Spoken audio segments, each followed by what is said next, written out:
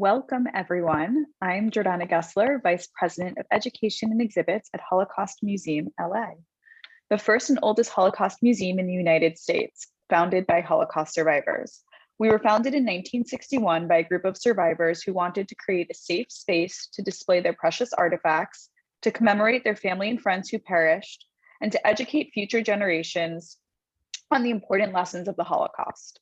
Today, we continue that mission and provide free Holocaust education to students from across Los Angeles, California, and the world, fulfilling the mission to commemorate, educate, and inspire.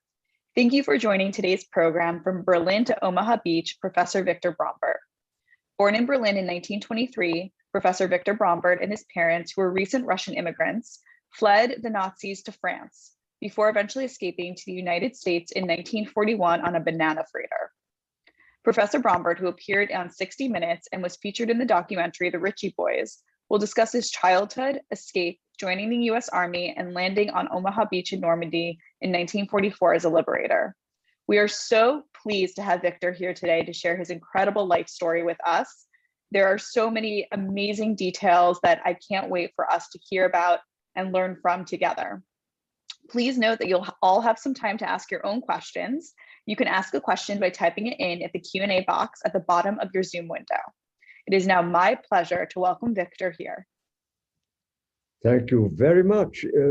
I don't know if Zoom shows how I can blush, but I'm really very thankful for your introduction and for the invitation. Yes. Well, we're very thankful. Thank you. So before we discuss your childhood, let's go back one generation and talk about your parents. They were originally from Russia. What were their names? Why did they decide to leave and go to Berlin? Well, they had the experience of at least 3 escapes in their lives, from Russia to Germany, from Germany to France, and then from France to the United States via Spain. But they were really Russians. My father was born in Moscow from a family, a business that had 5 generations of rather prosperous business of an international nature. And as a result, had the right, as a minority of Jews, had to live in Moscow or in St. Petersburg.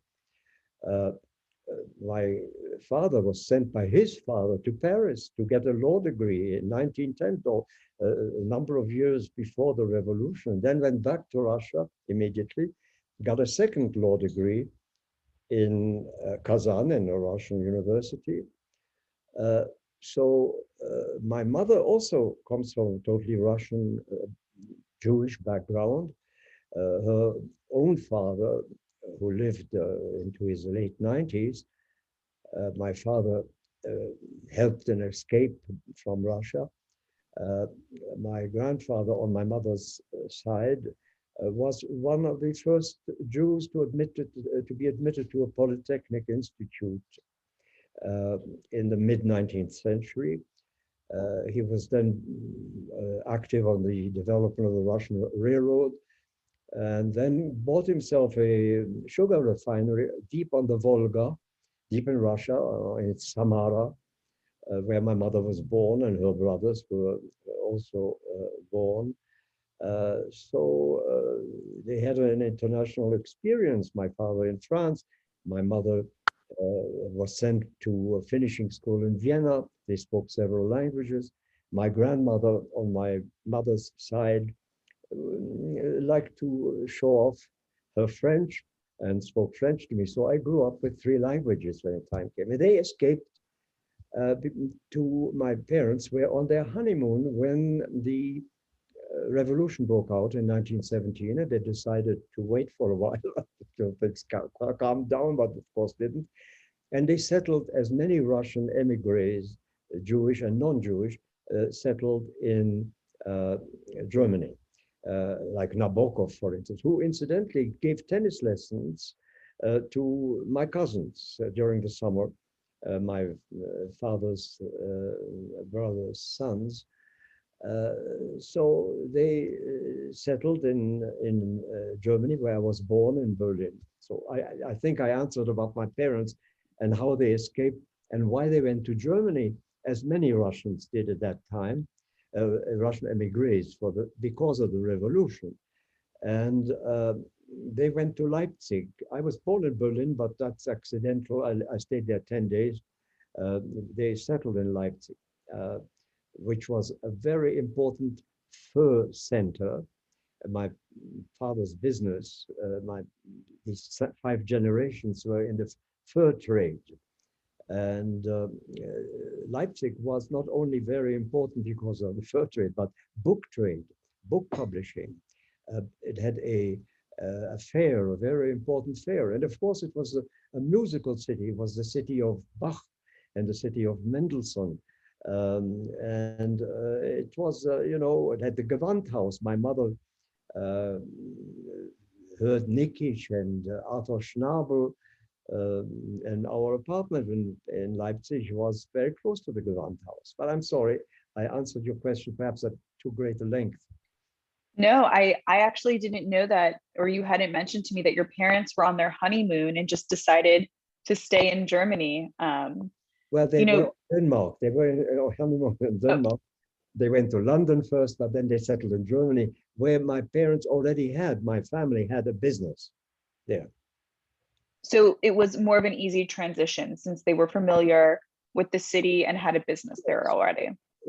And at the beginning, it was extremely comfortable. They were, but they were emigres there. They never were Germans, of course.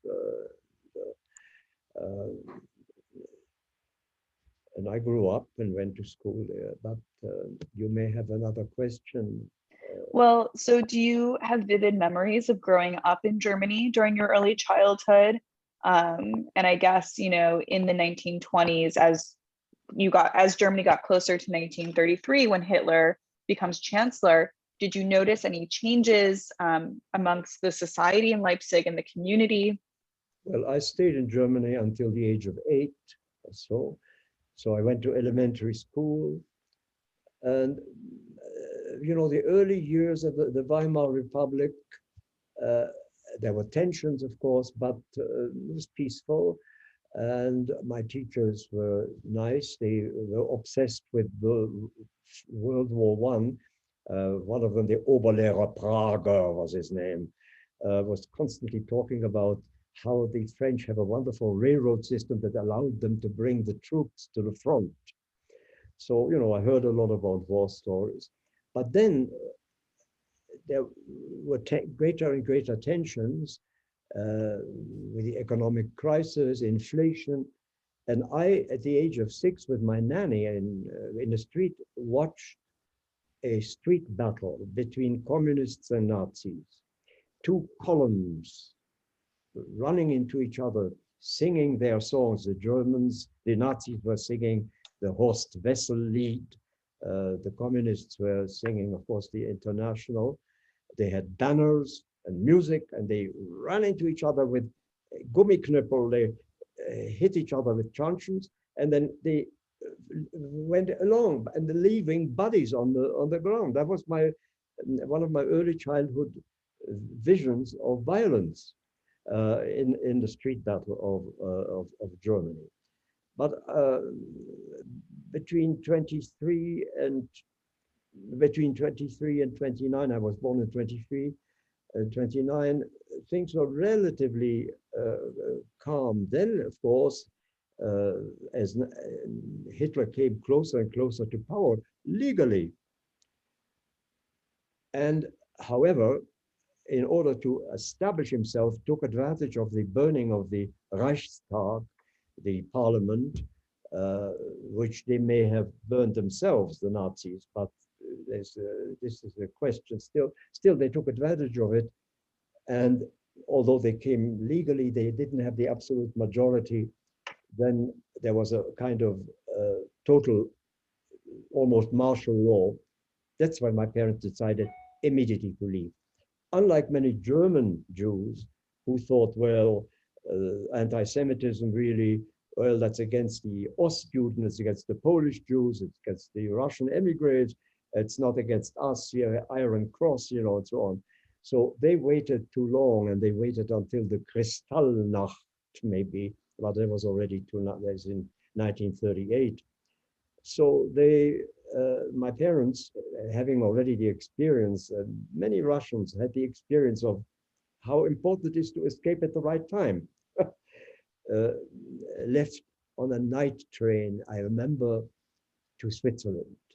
We were in sleeping compartments, and there were decent Germans still at that time. I still remember this. There were, lots of Sozialdemokraten, Social Democrats. I remember we were in different sleepers as we approached or were at the Swiss frontier, and the German police, the Gestapo was about to be formed. So it wasn't the Gestapo yet, but it was a German police, and my parents overheard.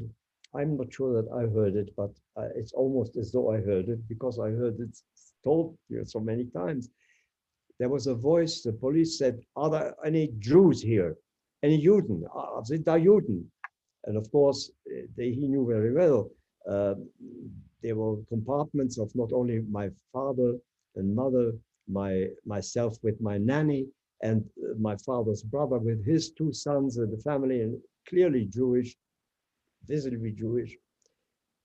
And so he's any Juden, and the answer of the conductor was, "No, überhaupt nicht, absolutely not."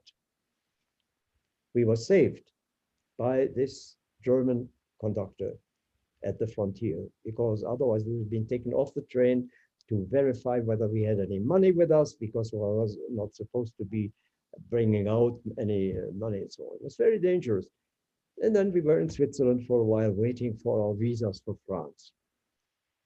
So just to put some contextual history here for our viewers at home, the interwar period in Germany was very, very tumultuous. So Germany had been, an empire for a number of years, and then after World War I had to become a democracy.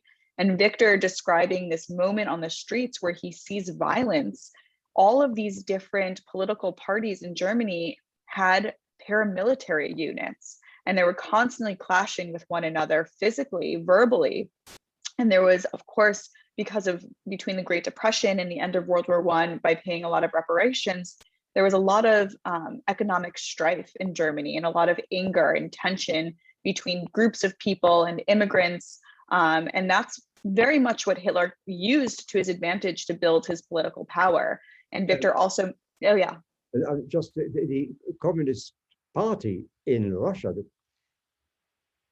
betrayed their own communist people in Germany, told them to let Hitler come to power, sacrifice them, because they had an opportunistic view, let things get worse, and then we will take over. Exactly. So it was, of course, I'm sure you have wonderful memories of childhood, but society of Germany at that time was filled with turmoil and violence and uncertainty for a lot of people. And this isn't the first time I've heard of, recent Jewish immigrants to Germany seeing sort of the writing on the wall, as they say, and saying, we recognize this type of violence from Eastern Europe, from the pogroms at the turn of the century previously. This isn't necessarily a place we want to be. And so for your parents to have that insight and that foresight to say, we've seen patterns of violence before, we need to get out. And also the other piece of the story is that conductor, to sometimes think that individual choices that people made could have huge impacts. And his one choice to defy a Nazi officer and say, no, there are no Jews on this train, absolutely not. That simple choice probably did so much for you and your family. Absolutely, sure. No, there were many decent people, but you know what happens when dictatorships occur? The decent people are silenced, terrorized, are taught after a while to denounce one another. Families, the horror of it. When children are encouraged to denounce their own parents. This happened in the Soviet Union, and it happened in Hitler Germany, and so on. So, my parents, and like many others, had the wisdom. My father was an escaped artist, if I may say, because he helped not just us, but his parents-in-law. He brought them out. Uh, he brought my grandparents on maternal side out of Russia, where they were sequestered by the communists in their own villa. He brought them to Germany. He then brought my grandmother to France, and then he brought my grandmother to the United States while he was already safe. So he was a very decent person, and this was an important lesson for me. Um, but then we arrived in France, and that seemed like salvation then, it seemed. But there's more to the story.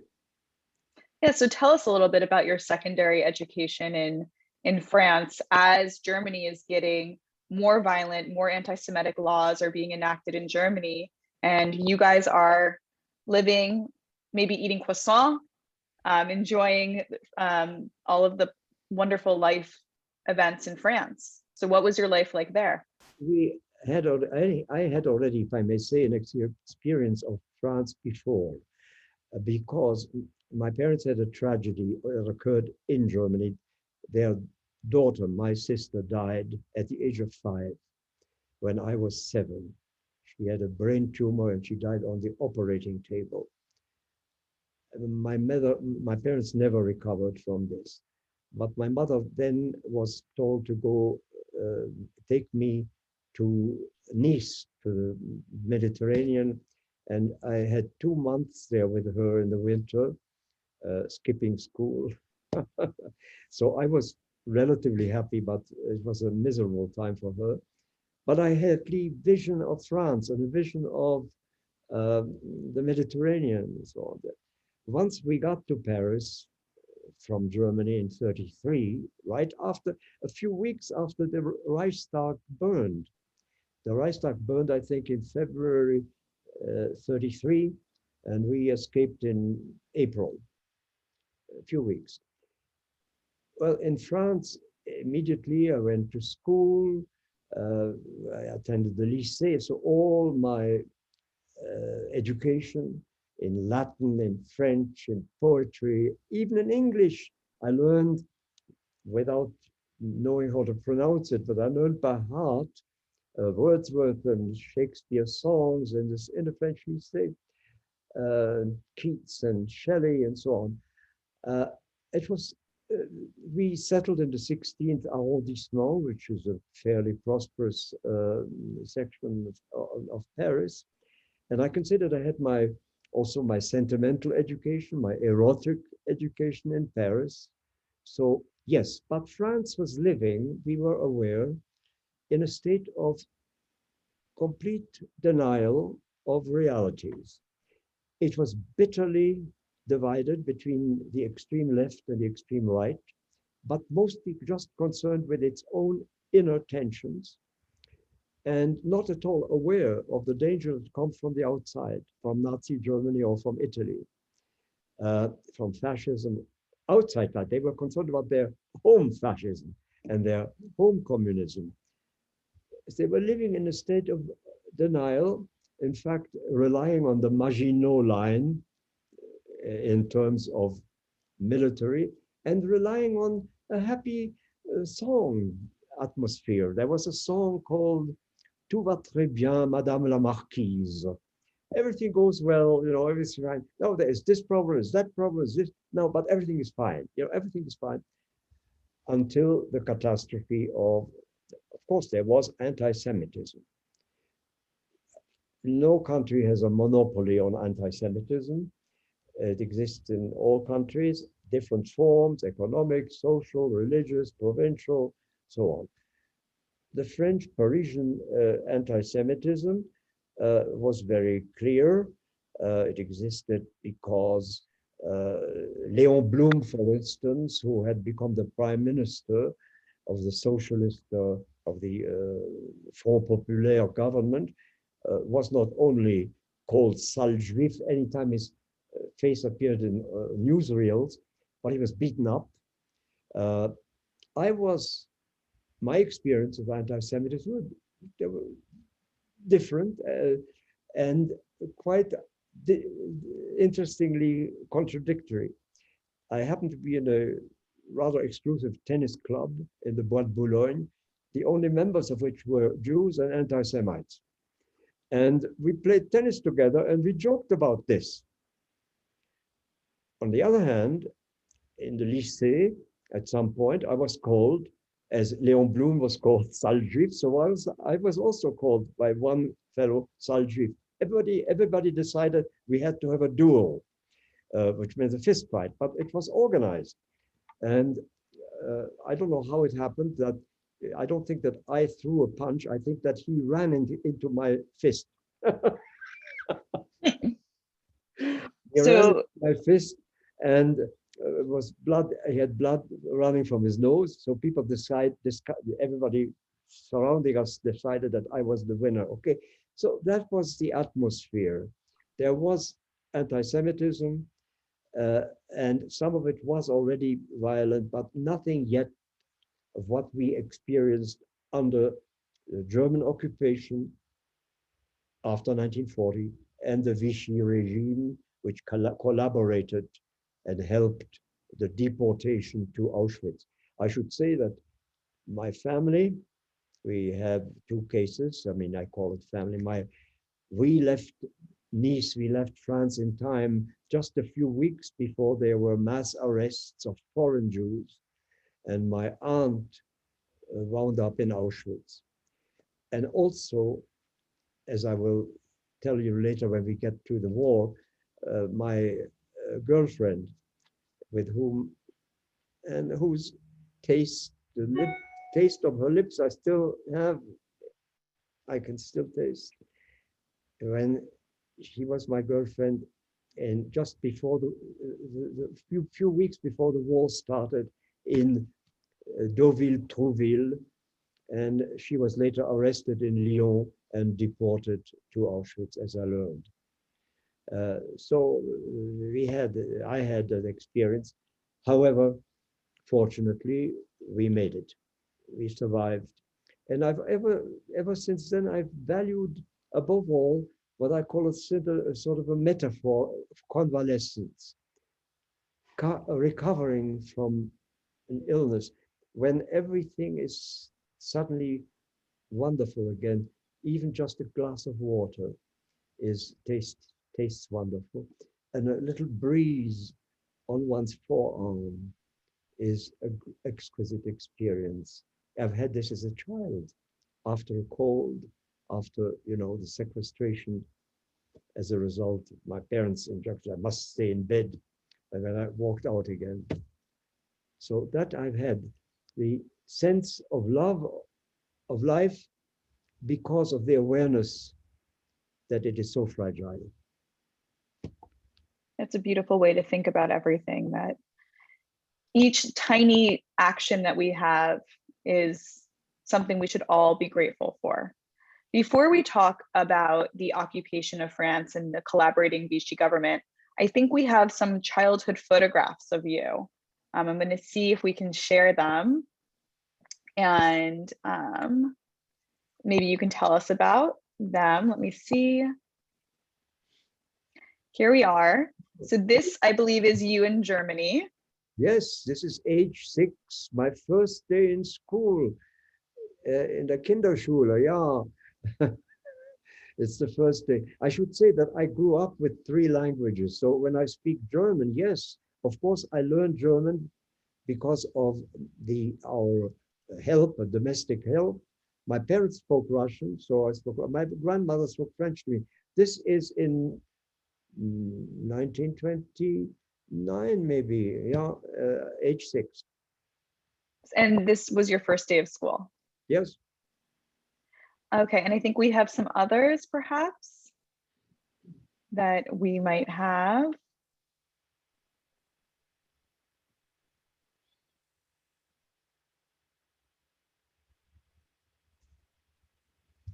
So I know that we heard a lot about your growing up in Germany and in France.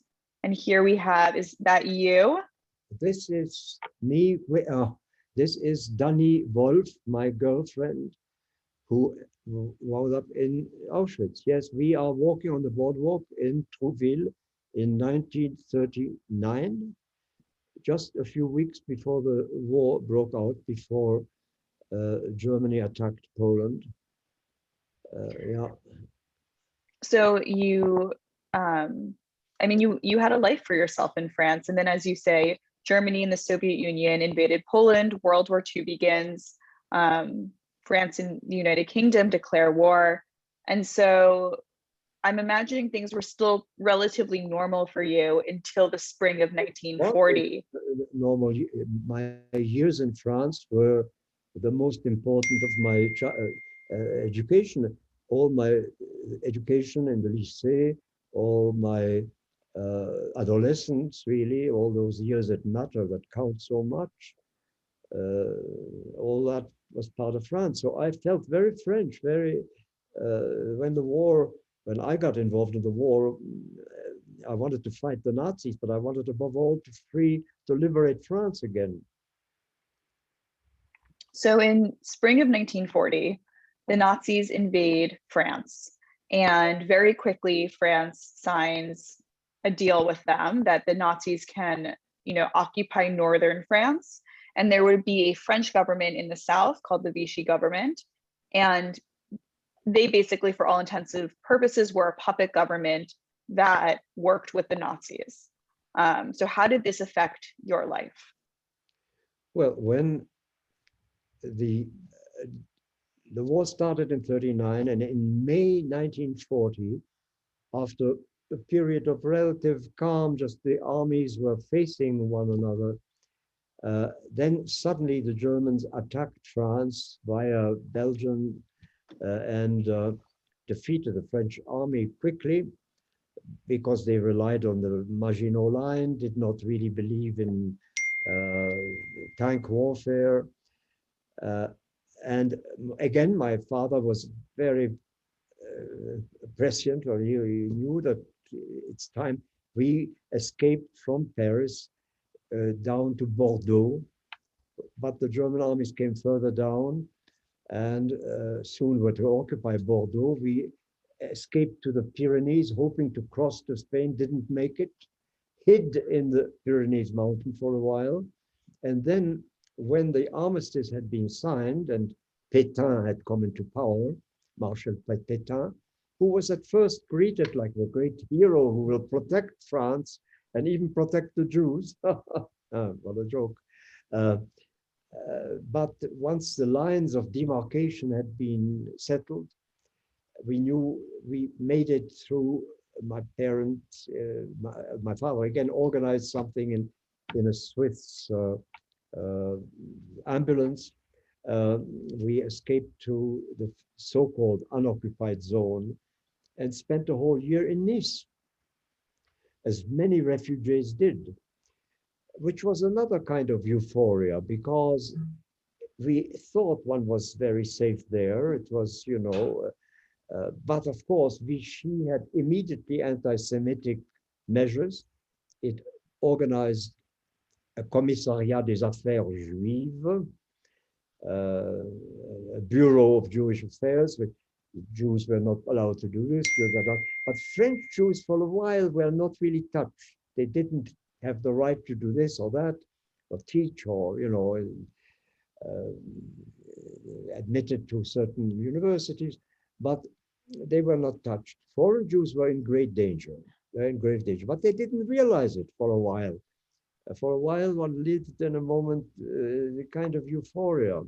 And the south of this region was particularly dangerous because it had arch-conservative tendencies. It is a frontier region. It often happens. And some of the paramilitary groups had their origin there. The French, the infamous milice, which arrested and executed people, resistance fighters, but Jews in particular. Darnan, who was their leader, comes from that region. So it was not a safe region. But my father was very busy going from Nice to Marseille to try to get a visa. There was someone in Marseille who was a great hero who became a legendary figure, Varian Fry, who helped people who were on the blacklists because they were anti-Nazis or because he saved people like Marc Chagall and Hannah Arendt and many, many others. But my parents were not on the blacklist, so my father had to do it on his own. We did it. It was extremely difficult to get out of France because for a whole year while we were in Nice, and I was leading a juvenile, irresponsible life still, but my father realized what the score was. And it was so difficult because to get an American visa, it was already difficult because of the immigration laws of the 1920s. But there was an infamous person called Breckinridge Long, who was under Roosevelt in charge of immigration procedures at the State Department, and who sent out, I've seen the original letter, who sent out a memo, a letter to all the consuls saying, in addition to all the administrative difficulties that one makes for the visa and the immigration laws and the quotas, raise any possible obstacle you can to make it impossible for those people to come here. And we know who those people are. And then my father managed, however, somehow we had already an uncle, my mother's brother, who had represented my parents' business in China. And he was already in the States, and he helped. But you had to get an exit visa in addition to the immigration visa to America. You had to get an exit visa from France. You had to get a transit visa from Spain, for instance. And you had to get a ship. There were no more ships going to the States. And you had to get all these things at the same time, because if one of them lapsed, no longer worked.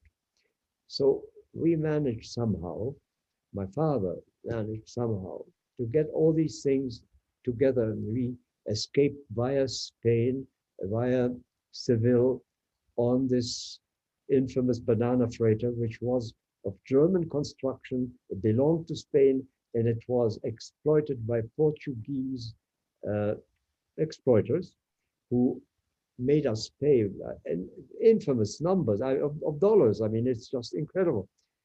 And this ship, this boat, had, in addition to bananas, normally it had a room for 15 passengers. We were 1,200 and zigzagging across the ocean for 6 weeks until we made it to the States. Because everywhere we stopped, in Cuba, in the Azores, Cuba, Bermuda, we were under quarantine. We couldn't, and we were held in contempt because we were looking like refugees, look terrible.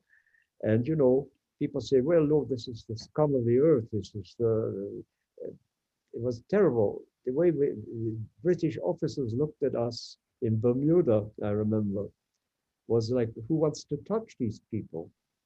You know, that's the boat. We got to the States nonetheless. But people died. People had dysentery. There was hardly any decent food. You can imagine the hygienic conditions with 1,200. We were the bananas in bunks downstairs. Fortunately, it was the summer, so some of us slept in the safe boats in the second deck and so on. But we made it. So just again, I mean, there was the quota system in the United States, but even the quotas weren't filled because there was so much anti-Semitism, even in the State Department of the US. So you're right, for your father to make sure that every single step and every single check mark was crossed to get all of the papers. If one piece of paper was missed, if one document wasn't stamped, you had to go all the way to the beginning again. And you know, had it been for a few weeks difference, it made all the difference because we left just at the time when Germany attacked. Ah, there's another picture.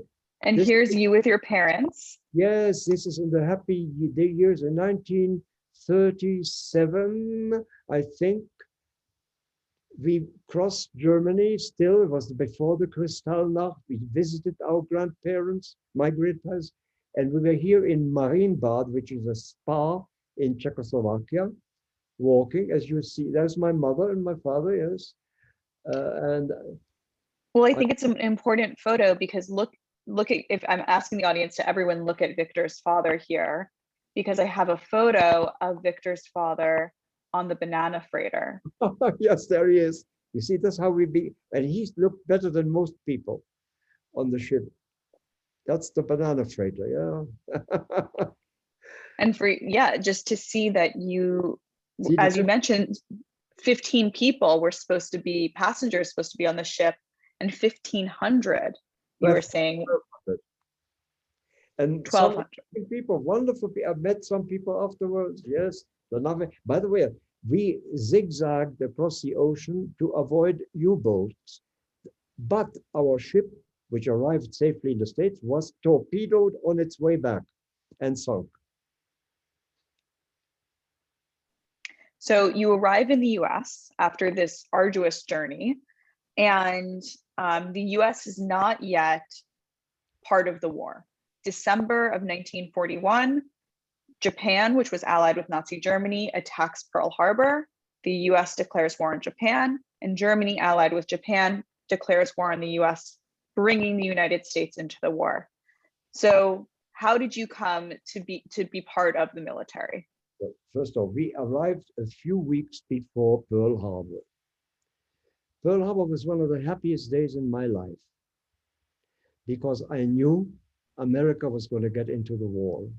And that's what I wanted. I wanted to be in the liberating forces and in the forces that defeated Germany. But if I may go back one moment to our escape from France, which happened just at the very moment Germany attacked Russia. And then my father was imprisoned for a few days in France under Vichy because he was born in Moscow. And then we escaped just after that. And my aunt was caught and went to Auschwitz at that time. Had we remained just another few weeks in France, we would have been deported ourselves. Now, I'm back in the States. I'm happy because of Pearl Harbor. Eventually, I get into the Army. In the meantime, however, I went to an American junior college to improve my English because I was fluent in German, Russian, French, but English, I had a lycée English, which was absolutely inadequate. It was all right for translation, and it was all right for quoting poetry, but with a heavy accent, but not for talking. My English was shaped by Bing Crosby and by Fred Astaire films and by French teachers. So Harrisburg Academy is where I went and studied and became a good student for once. And there was even, became the salutatorian of the class. So that helped me later get into college and into universities in America. But I got into the Army, and as an immigrant on a visa, regular immigration visa, I would have had normally to wait 5 years to become a citizen. That was the rule. So I had basic training, but then because I was not a citizen and therefore not reliable, not someone to whom you can give a weapon, they put me in the medical hall, the medics. And I was very humiliated. I thought, medics, I wanted to fight. The medics, however, I'm sorry to say that I was so stupid then, because the medics are the real heroes on battlefield. If anyone does heroic action, it's the medic. Anyhow, they put me in the medical corps for a while. I had to carry litters. by orders, prepared to lift.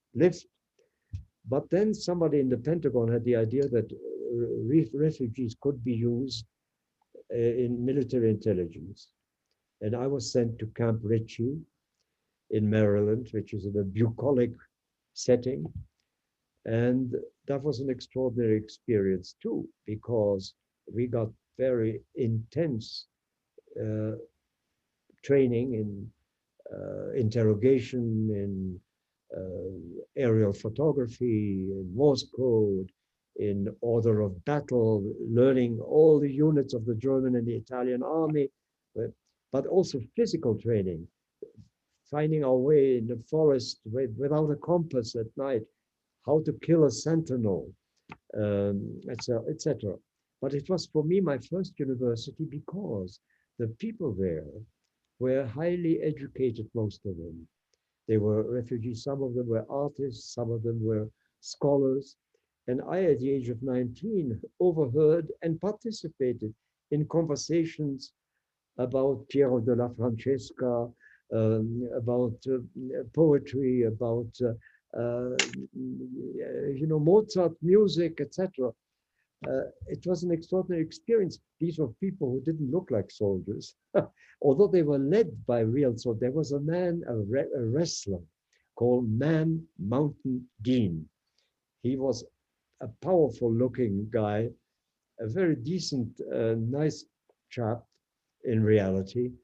But we had a wonderful training. I went through two trainings, one German interrogation, preparing also for reconnaissance work behind the lines, and then French resistance work, contact with the French resistance. And after two of these sessions, I had these two special trainings. I was sent abroad to England to join the Patton's X division, the second armored division, called Hell on Wheels. That was its nickname. And we went on maneuvers, and I went then with them, and I landed in Normandy. But I had the experience of an England that was extraordinary at the time. The courage, the decency, the sense of collaboration of the Brits at the time. Their courage was very impressive. They really stood up alone on the Western side. And so just taking it one step back, so you're drafted into this special frontline military intelligence unit for the US Army because you're fluent in many languages and you have a skill set that's unique between different American soldiers. And so you're trained with the Ritchie Boys. You're sent to the UK in preparation for the Normandy landing. What is going through your mind at this time? Do you know what the expectation is leading up to D-Day? Many things go through my mind. First of all, what went still through my mind is what we experienced when we first came to the United States, which is that people, when we told them about the horrors of concentration camps and what happens to people and to Jews, people didn't want to believe us. They said, you're nervous now, you had difficulties coming here, you're exaggerating probably. Jews, American Jews, didn't want to hear I had we had such experiences. They said, yes, but please, don't make waves. Don't make waves. Be happy. Look, you're back in the United States. It's a wonderful country. Now it's an American story, a success story for you. You're happy about it. So I still remember that when I was about to land in Normandy, because I knew that there was a whole world of disbelief of what is actually happening there. So obviously I was very happy to be participating. This is what I wanted. I feel so pleased retrospectively that I wasn't sent to the Pacific, but I was sent to Europe.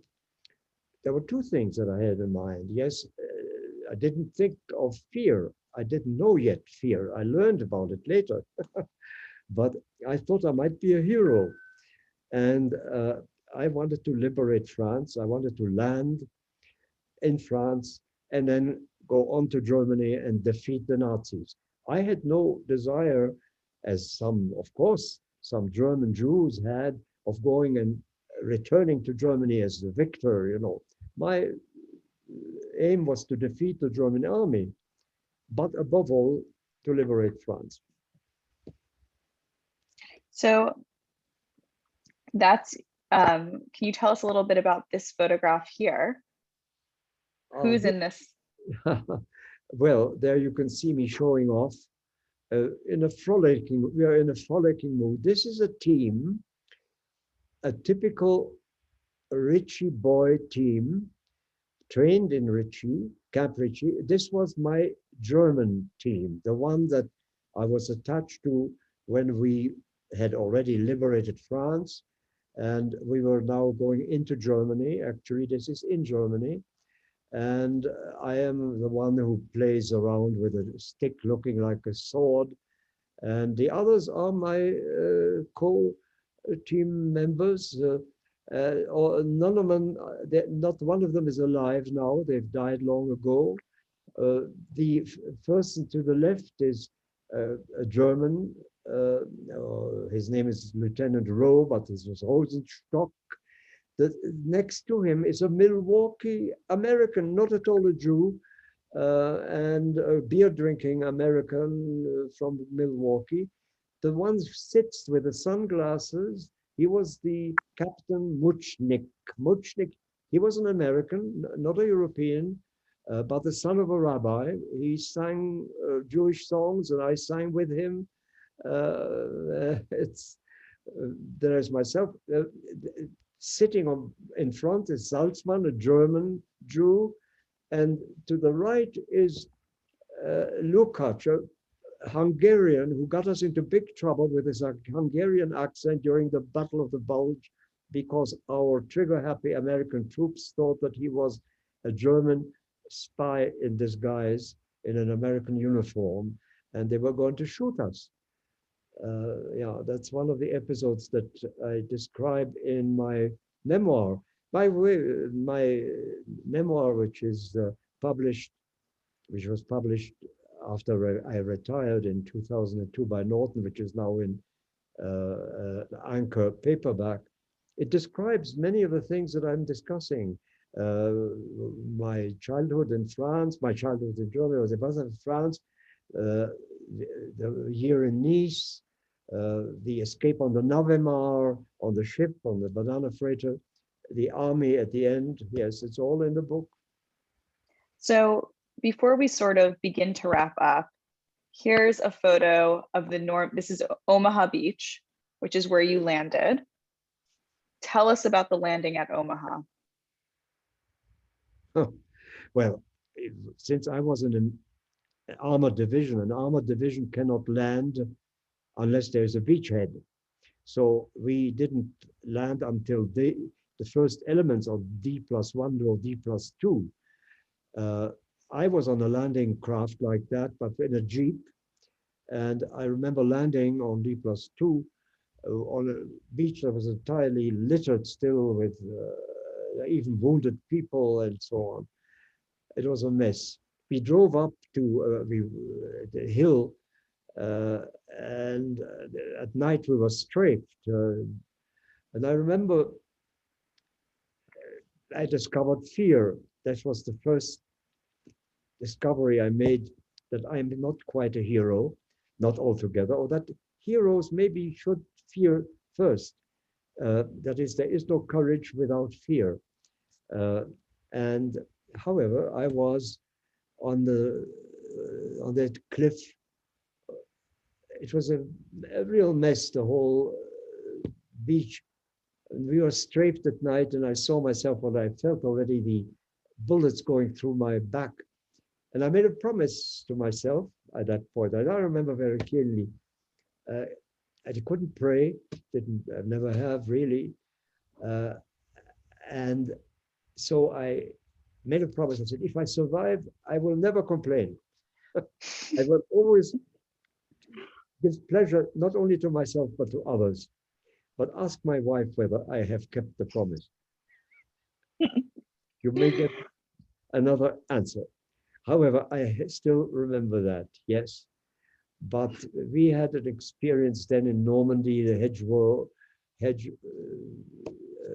fighting against in the hedgerows. And I was interrogating French civilians, especially peasants, because our function was to get tactical information, frontline information, but also to do reconnaissance work on our own behind the lines, contact with the resistance. And so I would ask the Norman peasants, where is the minefield? Where, you know where the minefield is? It was very important to know where that was. Where are the machine gun nests? So they say, oh, someone would say, oh yes, you must be very careful. They are to the left and pointed to the right. And gave us contradictory information. Sometimes because they were confused, sometimes because they weren't so happy to see us. Because the liberation in Normandy was not so welcome. They had profited from black market sales of milk and dairy products, not only to the French population, but to the German army. We had destroyed some of their towns in liberating them.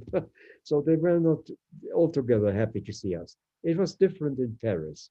Paris was, when we got to Paris finally, because the stages of my army experience was Normandy, Saint-Lô, breakthrough, liberation of Paris, getting to the Rhine, getting to the German border, then the Battle of the Bulge, the Battle of the Hürtgen Forest first, liberation of Alsace, so all that.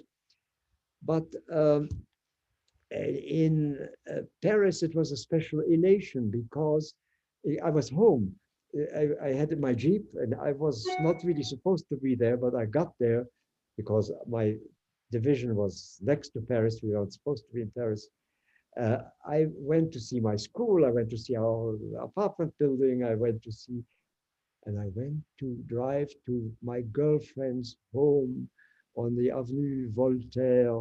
And I walked up and the door was opened by an old woman, and an even older woman was sitting there. That was probably her grandmother. And I said, where is Dani?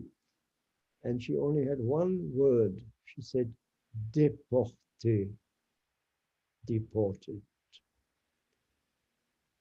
With this word in my head, I left. I couldn't say anything. And, my elation of liberating Paris, or being there at the time of the liberation, was mitigated by this. It was a mixture, as all of life is, a mixture of grief and happiness greater because of the grief and so on. It's mixed. But again, my answer is perhaps too long. Not at all. And would this be the moment where you realized that Dani was had most likely perished in the Holocaust? Oh, or did you later I found out that she perished in Auschwitz. Yeah, as so many did. Yes. So you've liberated France, which was your goal. You were happy on Pearl Harbor because you knew that you could then return. And Germany, I got all the way to Berlin. At the end of hostilities, I was put in charge of denazification in the Saar land. We denazified. We had trouble finding, because unlike the French who denounced one another, there was a whole epidemic of denunciation in France. It was so disgusting that I had trouble returning to France for many years because I was so upset by, I had hoped France would be a different country, but Germany, I must say, they didn't speak so much. They didn't denounce each other. However, we finally did arrested, not the chief people, but the Kreisleiter, Gaussleiter, but important Nazi officials. Unfortunately, 24 hours later, after we arrested them, they were liberated by the American military government.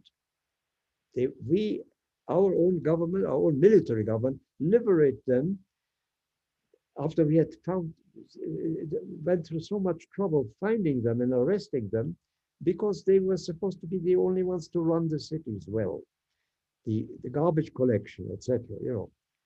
So you can imagine that was a very disappointing experience. I went then to Berlin. I was working there with the Control Council and because of my Russian, I did liaison with the Soviet troops about camps, about displaced persons camps. So it was not an altogether happy experience. They drank a lot. The Soviets hate it if you don't drink with them. They consider you an enemy then. Oh, yes. I was happy to go back to the States and start a new life. Do you feel that you were able to accomplish what you wanted to accomplish in your return to France and Germany?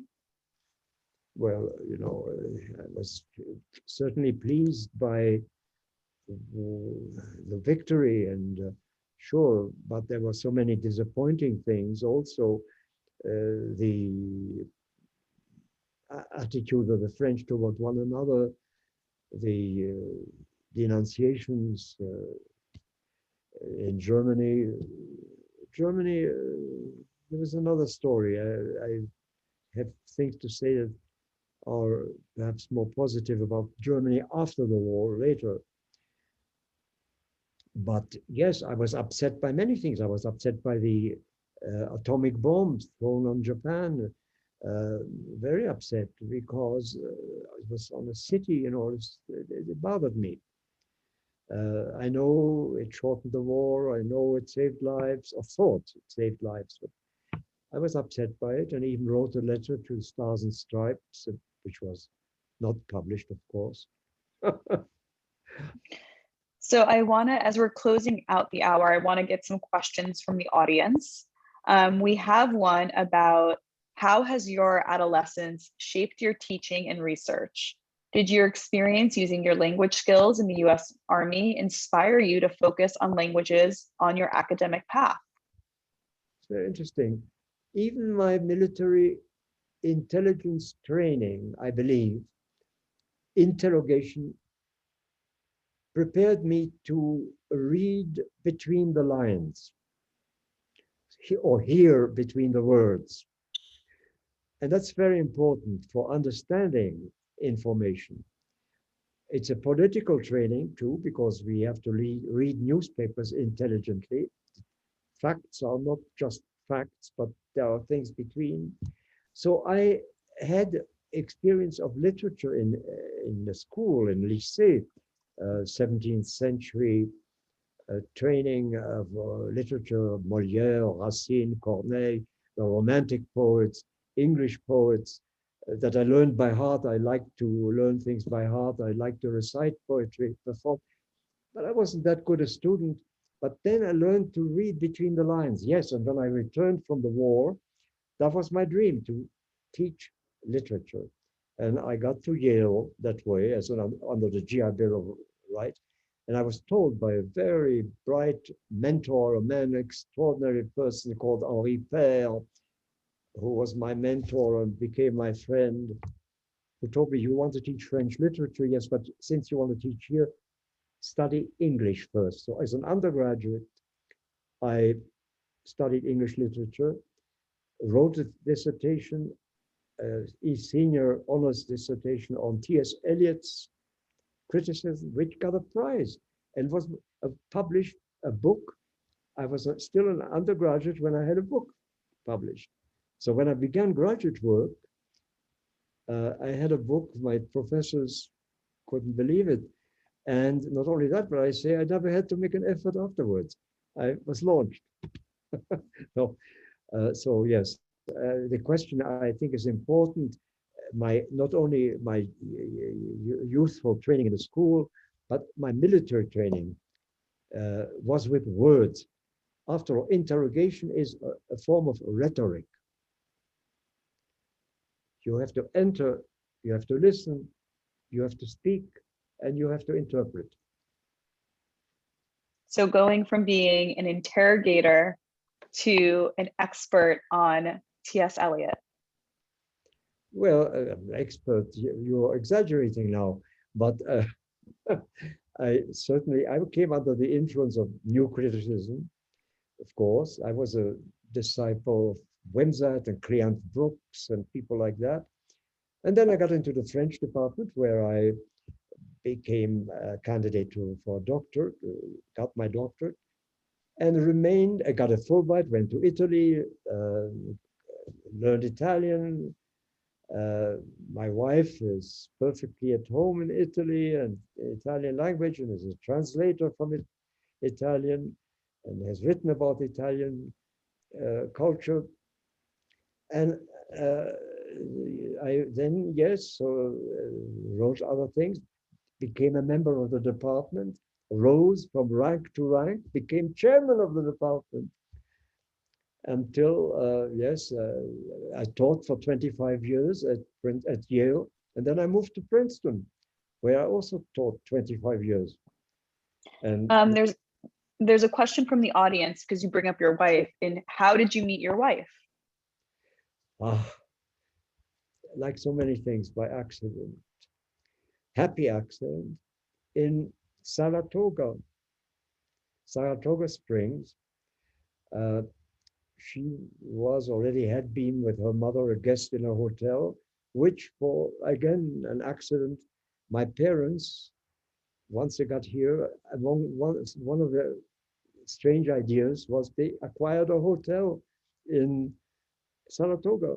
So I was, during vacation time, while I was still in college, while I was still finishing, I had finished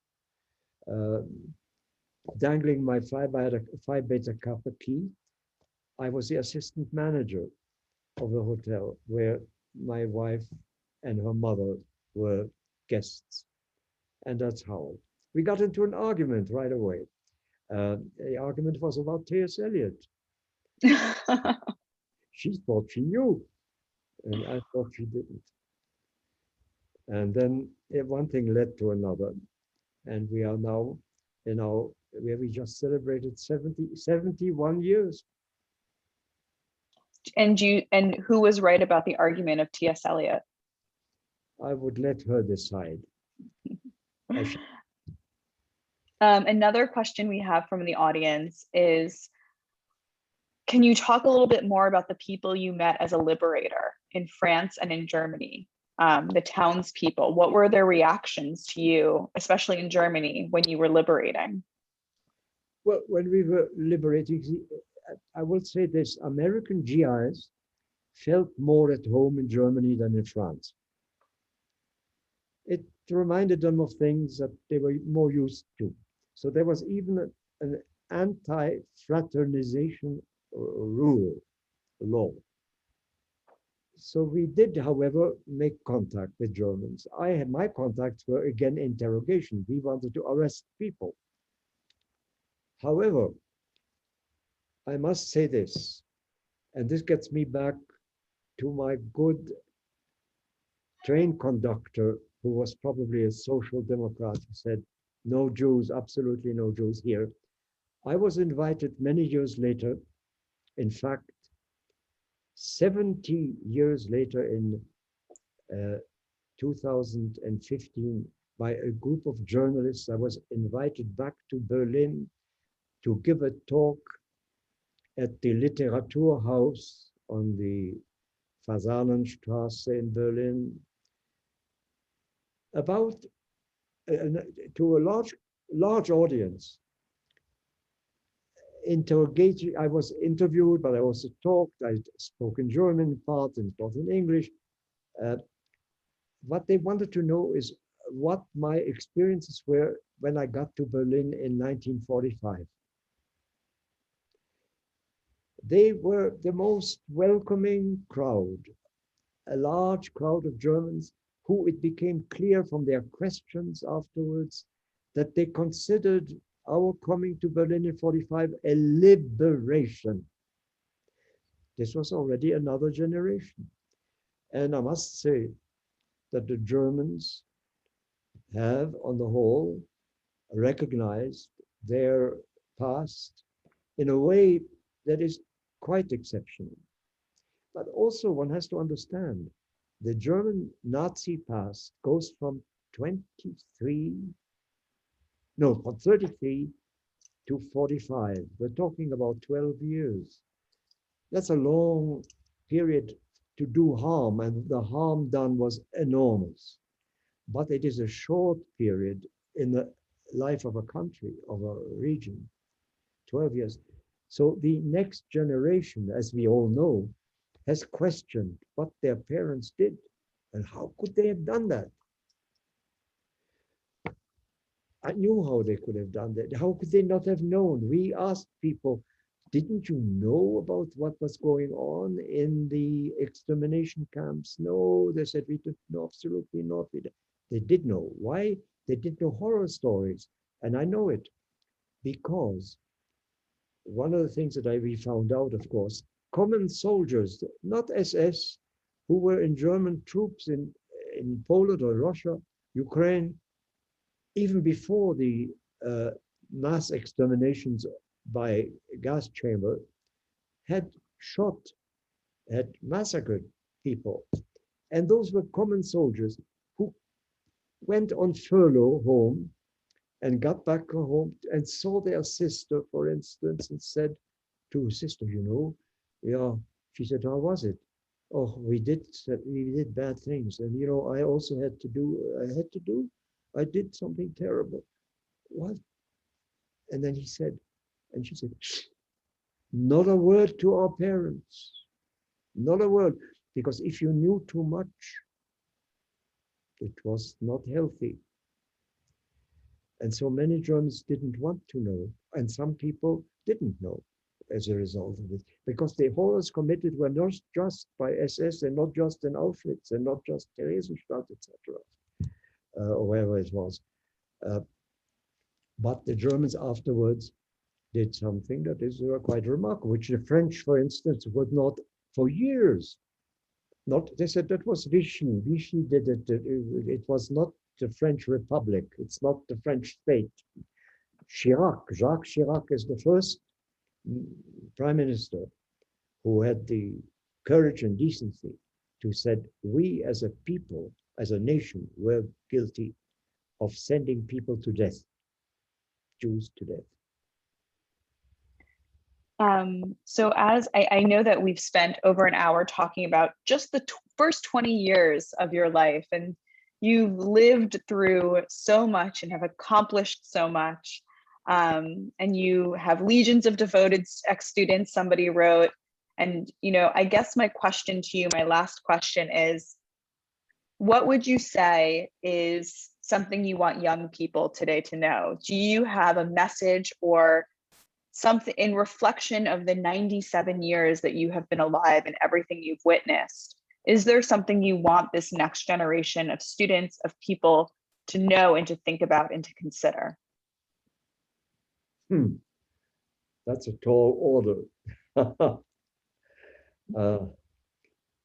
One of them, of course, is be decent. Value decency in politics, in private life, and above all, love peace. Beware of violence and of people who carry the message of violence, because it begins one way and it ends much worse. And I think it's a lesson we should apply now.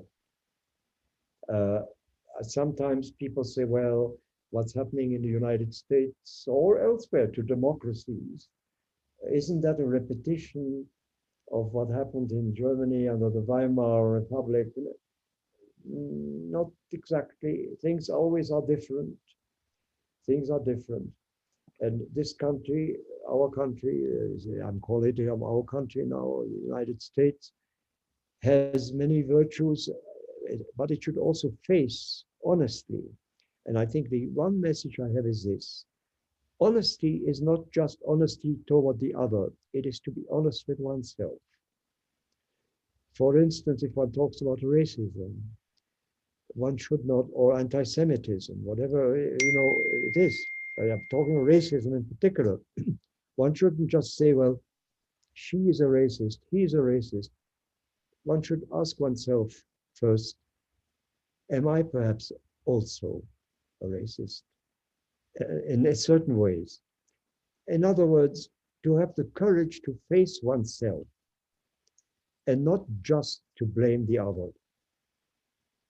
That's among the messages I have. But if you ask me and give me time, I have many other messages. I'll tell them that they should read Montaigne. They should read Montaigne, of course, because there is no truth with a capital T. Montaigne writes a sentence, and in the next sentence he says, well, it may be the opposite. I may be wrong. It may be, to have an open mind.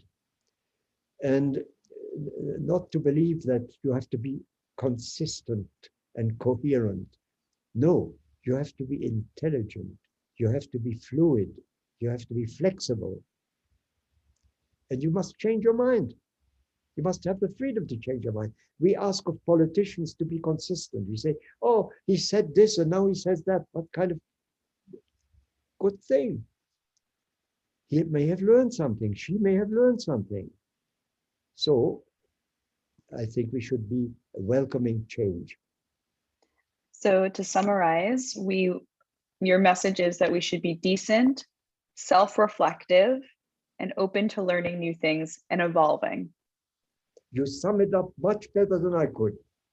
No, that was beautiful. It's been such a pleasure getting this chance to talk to you about a part of your life. So many people in the comment box are saying, thank you, you're so extraordinary. People are going to go and buy your memoir so they can read even more about your experiences. It's been such an honor to have this talk. Thank you so much for joining us. On behalf of the museum, Holocaust Museum LA, and myself, just thank you so much. I myself, and I think everyone in the audience, have learned a lot from you today. And if anything, it was just that we should be decent and remind ourselves to grow, to remind ourselves to evolve, and maybe reach out, learn something new, and continue on.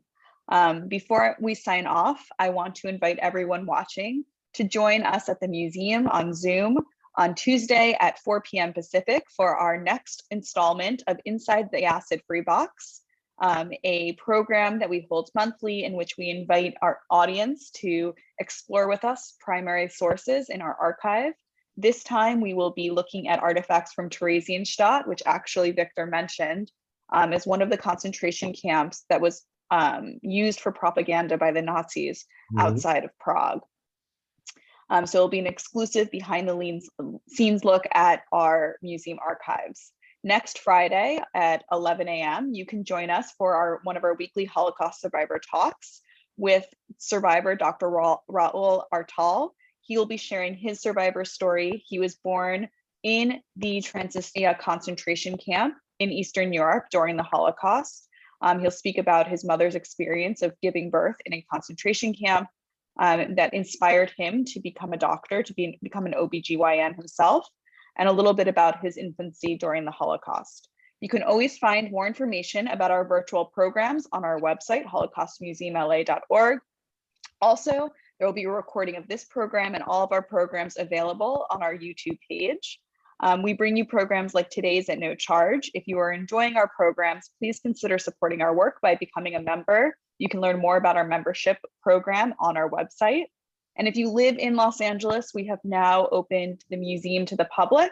So definitely consider joining and coming to the museum and learning more about the Holocaust, primary sources, and personal stories. Thank you again, Victor. This was such a pleasure. And thank you everyone for joining us today. Take care, and we hope we see you soon. Thank you. I'm honored. And you made me blush again. Well, I've definitely learned so much. Thank you, Victor. It's been truly a pleasure. Bye-bye. Thank you. Great pleasure. Honor.